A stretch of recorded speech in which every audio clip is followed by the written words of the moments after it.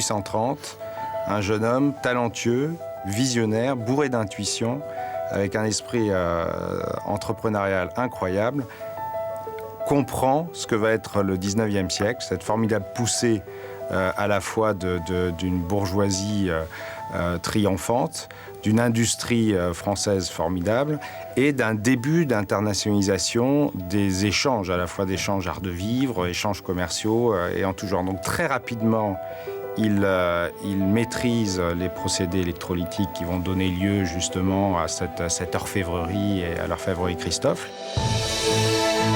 Et il a la chance, par son talent et par la qualité de ses produits, de séduire les grands de ce monde. En 1847, Louis-Philippe, 51, Napoléon III, et ça lui donne une véritable ouverture et un pouvoir de communication énorme.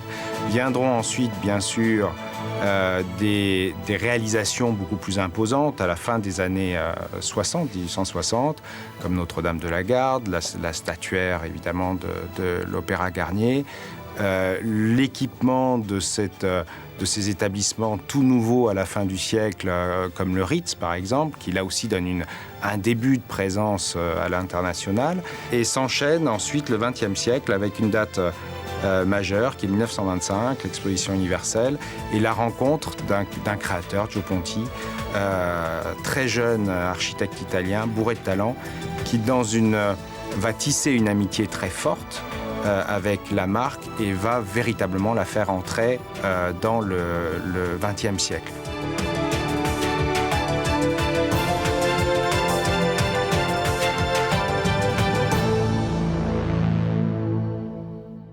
Christophe est une marque qui a toujours été portée par le travail des créatifs. Alors aujourd'hui, on les appelle designers, mais ils travaillent avec les sculpteurs au XIXe siècle, avec les grands artistes contemporains du XXe, et puis évidemment les approches plus tournées sur la forme des designers du XXIe siècle. Donc la création, elle a porté la marque, et la marque a aussi constamment porté la création. Christophe, avec sa matière emblématique qui était l'argent, a toujours fait en sorte de faire partie intégrante des arts décoratifs français, de s'en nourrir, mais aussi de constamment tenter de les porter vers un futur proche. Et puis la création, c'est pas forcément le domaine réservé des designers, c'est aussi notre approche tous les jours, c'est-à-dire comment faire autrement, comment se différencier, comment trouver des nouveaux processus, des nouvelles approches techniques. On en a beaucoup trouvé dans le passé, on continue à innover, je pense entre autres typiquement sur la gravure laser. Donc la création, c'est en tout cas d'innover avec une certaine confiance.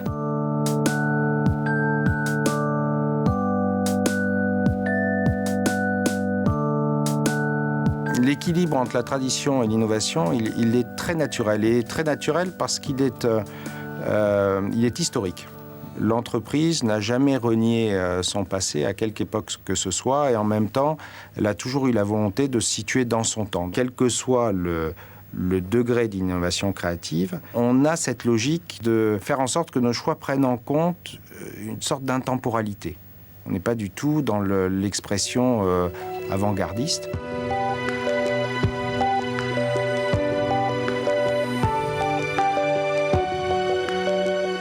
Vous avez trois types de métiers. Les métiers qui permettent de mettre en forme, les métiers qui permettent d'assembler différents éléments, et puis, je dirais, les métiers qui apportent un décor. Dans les métiers de mise en forme, vous avez le planage. Alors, le planage, c'est une discipline extraordinaire, parce que c'est à partir d'une feuille d'argent et de toute une batterie de marteaux de formes exotiques. Le planeur va être capable de mettre en forme à peu près n'importe quel objet.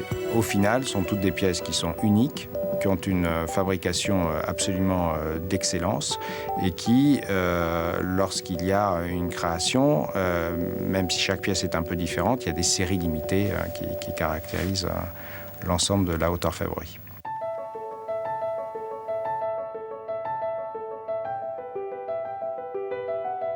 Vous faites partie d'un fil rouge. L'entreprise a 180 ans. Vous travaillez sur des produits qui verront le jour dans 2-3 ans, qui seront peut-être totalement appréciés dans une dizaine ou une vingtaine d'années, qui seront peut-être réédités dans 50 ans ou 100 ans, et je l'espère.